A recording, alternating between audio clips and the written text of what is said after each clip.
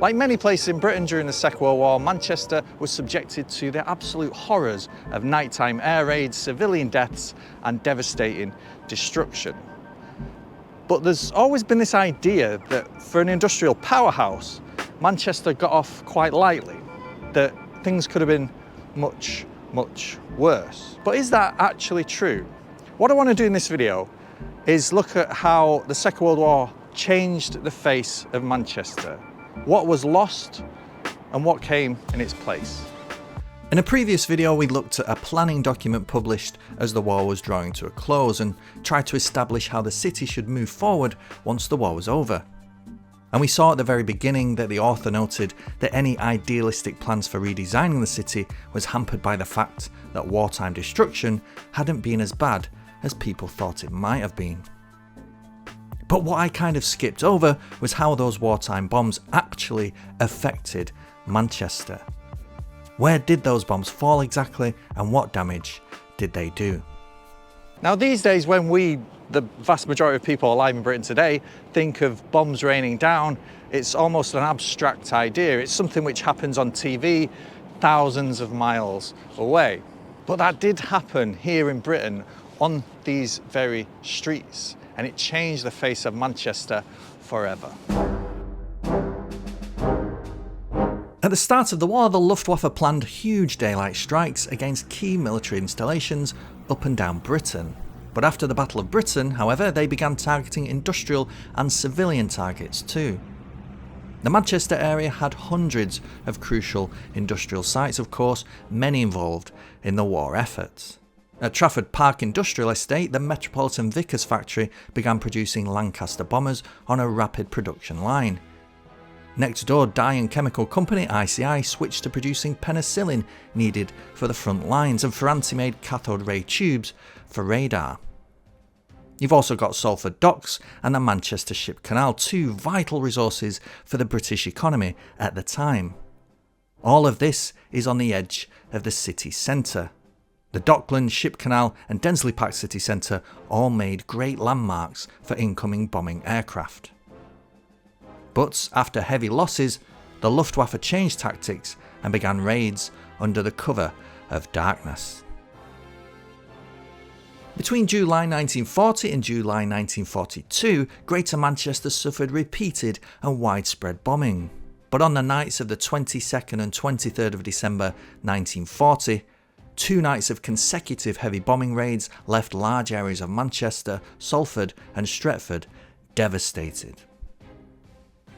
On the first night, December the 22nd, a huge squadron of 270 aircraft dropped 272 tons of high explosive and 1,032 incendiary bombs on the city. The next night, on December the 23rd, another 171 aircraft dropped 195 tons of high explosive and 893 incendiary bombs. Over the 2 nights of bombing just prior to Christmas Day 1940, an estimated 684 people died and 2,364 were injured in Manchester. These days of consecutive bombing soon became known as the Manchester Blitz. But there are places in the city centre even today that were permanently changed by those bombs falling from the sky. They're all around actually, but because they've often been replaced by modern buildings or even the street pattern has changed, it's very, very difficult to tell where these places are. But I'm standing on one of these places now, where this car park is, where this tower block is, and over there where the city tower is, over at Piccadilly Plaza. During the 2 Blitz nights, Luftwaffe planes fanned out over the city and dropped incendiary and high explosive bombs to start fires and light up the city. Later waves of bombers would then come in and use the fires as indicators to target other nearby places. These interactive maps on the university website show the extent of the damage on the city. Eerily coloured in blood red, they provide a wonderful record of what was lost and damaged. There are 4 things to note on this map. The red circles, of which there are many, indicate places firebombs fell. The blue circles indicate high explosives. The red shading indicates demolished buildings and the pink areas indicate damaged buildings. The largest area of destruction in the city centre was up here off Angel Street, where today you'll find the Co-op headquarters. A large factory and warehouse area was hit during the Blitz nights and the whole block completely destroyed. A lot of bombs dropped to the south side of Victoria Station too, destroying some shops and pubs, but Victoria only suffered damage to the northern extremity, the bit where today you'll find the arena. The nearby streets to the north also took massive damage. Famously, the cathedral also suffered a direct hit, causing a large part of it to be destroyed. Also damaged nearby was the Corn Exchange and the old marketplace, including the well-known Victoria Hotel and everything around the old Wellington pub, though not the pub itself, mind you. Also hit in this northern part of the city were the old post office, the Stock Exchange and St Anne's Church.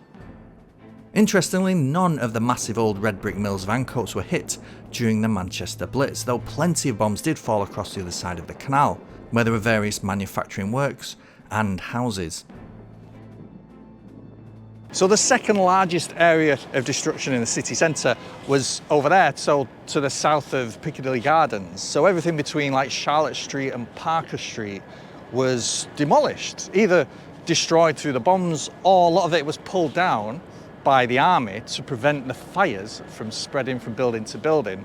So everything there around Piccadilly Plaza and just to the top end of Chinatown today, all new, and you can tell that straight away. And it gave the city centre a noticeable bald spot. So the land just south of Piccadilly Gardens was just empty for years and years and years until planners decided what to do with it. Now, if you've seen more of my videos, you probably know that I'm dying right now to lay into the design and the aura of Piccadilly Plaza and just have a real good go at it. But unfortunately, this isn't the video for that. But what I can say is that it's a great example of two things. One, that after the war, Manchester made a real effort to make use or take advantage of those patches of land which were now empty thanks to falling bombs, to create a new futuristic vision of Manchester rather than just replacing the old buildings, really making an effort to try and see what Manchester could look like going into the late 20th century. And two, that it often failed. While none of the original buildings on this plot of land seem to have been that important, a tiny little one around the back really was. The Manchester Literary and Philosophical Society. The Manchester Lit and Phil is Britain's second oldest learned society, and this was the place where the city's greatest scientific minds came to study, talk, lecture and share their findings. John Dalton, James Prescott Joule, Ernest Rutherford, Arthur Schuster, Alan Turing and a whole host of other luminaries came to spend time here. Sadly, the building was destroyed on the first night of the Blitz. Not far away, other large-scale destruction and more demolition fire control just north of Canal Street laid waste to multiple city blocks, eventually paving the way to these developments, a glass tower and a multi-storey car park.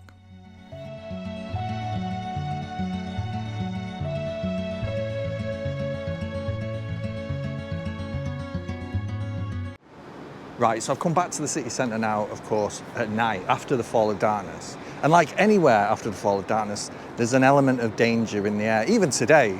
And today the city is well lit. There's traffic, there's people going about their business, it's very safe. But back then, on those 2 nights of December, this city would have been blackened out, on purpose, of course. But imagine what it was like, with that chill, the December chill in the air raid sirens going off, spotlights going up in the air, barrage balloons going up, spotters on rooftops, the distant sound of anti-aircraft guns and that incessant noise of incoming enemy aircraft, followed of course by bombs going off, explosions, buildings being destroyed, buildings crumbling, people running, crying, screaming, fire engines moving about the city, the chaos that follows a winter bombing. So you might have spotted a wee pattern going on by now. These areas which were largely destroyed or demolished on purpose because of the Manchester Blitz, were in later years replaced, not like for like, not small houses, shops and warehouses and workshops and stuff like that, but they were replaced with very large developments. The city took advantage of these patches of land, predicted that bigger buildings would be more efficient, would be more futuristic, would stand the test of time, and they made use of these plots of land with very, very large, optimistic, confident developments.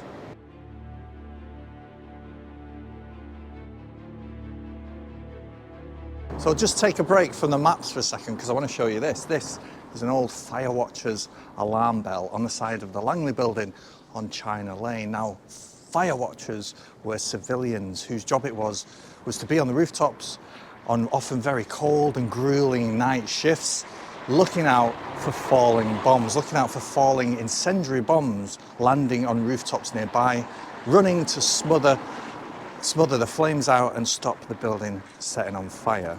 Now, this was a very, very difficult job to do.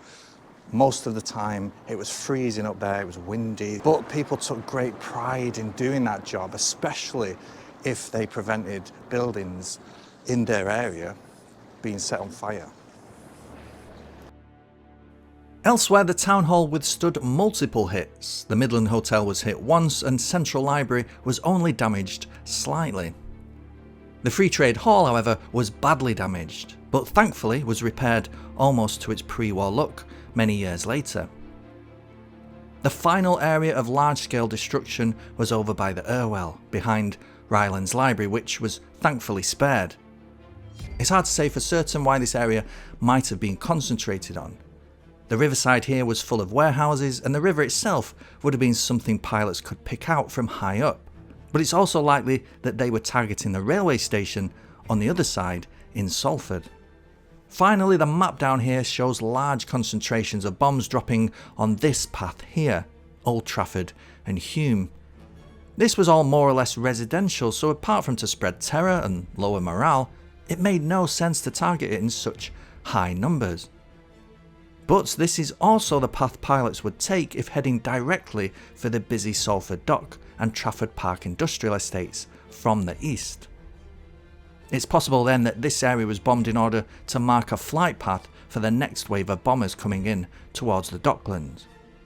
Well, that's one interpretation of it anyway, and that could be me just looking at these maps and trying a bit too hard to be clever. It might just be the case that the simpler explanation is the real one. And when you look at these maps and you look outside the city centre at these very densely packed residential areas, you'll see a lot of devastation occurred in these streets of terraced houses. Greenhays, for example, got absolutely slammed in the bombings.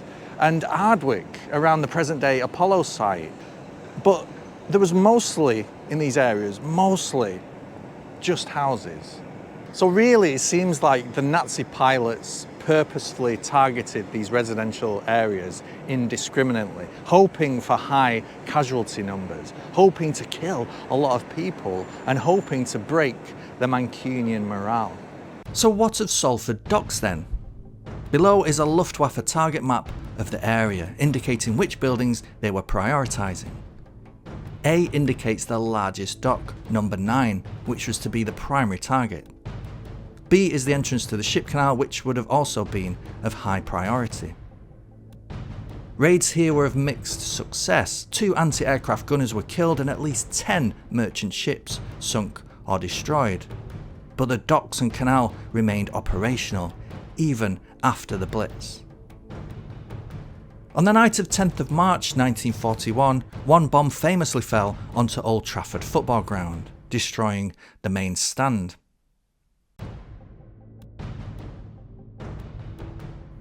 The Manchester Blitz of December 1940 tore huge chunks out of the city. Over 4,000 houses were completely destroyed and a further 12,000 were seriously damaged. In total, 467 tons of bombs were dropped over Manchester in December alone. 2 further large-scale raids on Manchester occurred on the 9th of January and the 1st of June 1941, again causing massive damage. But after that, raids became less frequent. For 2 years between December 42 and 44, there was a lull in bombing. This is the period the City of Manchester plan began to be written, by the way, so city planners felt that they had a good idea that Manchester's final destruction wouldn't be as bad as they thought. That odd geographical position that had seen Manchester become quite an obscure backwater of England during the Dark Ages now protected it a little bit from both enemy aircraft and incoming rockets. Flying from the east over the misty plateau of the Pennine mountain range was a very dangerous thing to do for German pilots, and of course the northwest of England was a much longer bombing run than other more convenient locations in the south and east. V1 and V2 rockets were also far less accurate at longer ranges. Which brings us to December 1944, when terror returned to the streets of Greater Manchester in the form of the V1 rockets. Hitler's final desperate attempt to turn the tide of war that the Nazis seemed doomed to lose. On Christmas Eve that year, when the people of Manchester had enjoyed 2 years of war being absent from their streets, a squadron of German bombers over the North Sea coast fired 45 V1 rockets towards the city region. At 5:30 in the morning, air raid sirens began wailing their hollow, deathly cry. On Abbey Hills Road in Oldham, the distinctive drone of a V1 winding down high above soon turned to the blast of a huge explosion. 27 residents of the street were killed. While Manchester had been spared, this final wartime bombing served as a grim reminder of the horrors of war for anyone growing complacent.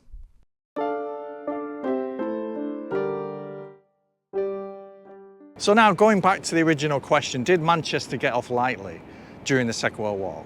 Well, on the one hand, it's hard to argue that it didn't. While a lot of the destruction was commercial and civic buildings in the city centre, which did go a long way to lowering morale during those years, actual industrial targets, the primary targets of the Luftwaffe, weren't hit in great numbers. So it's hard not to see this as a record of Nazi failure. But on the other hand, there was a massive amount of destruction, especially over the 2 nights of the Manchester Blitz. The war might not have destroyed the face of Manchester, but it did permanently scar it. And of course, even though British morale remained quite defiant throughout the war, stories of destroyed buildings and bombed out homes would have spread very quickly. And it's hard not to say that the people of Greater Manchester would have lived through that entire period with a very strong element of fear. Now, I should point out at this point that this video is focused in a very detached way on how falling bombs changed the face of the city, detached from the very human side of the story. I've basically taken a very cold, unemotional look at a very emotional, scarring subject. And this is a period of history I don't really look at in these videos. I never really have focused much on the Second World War in any of these videos that I've done, because I feel like it's well documented. A lot of people talk about it, and there's a lot of information out there. There's nothing I'm going to add new to the conversation. But unfortunately, I think today this is kind of relevant. And I say that because, well, for the record, it's February 2025 now, by the way, and there's a real sense in the air that the international rule-based order of things is kind of breaking down very quickly. That a lot of countries around the world are acting with impunity, that there are no consequences for actions anymore.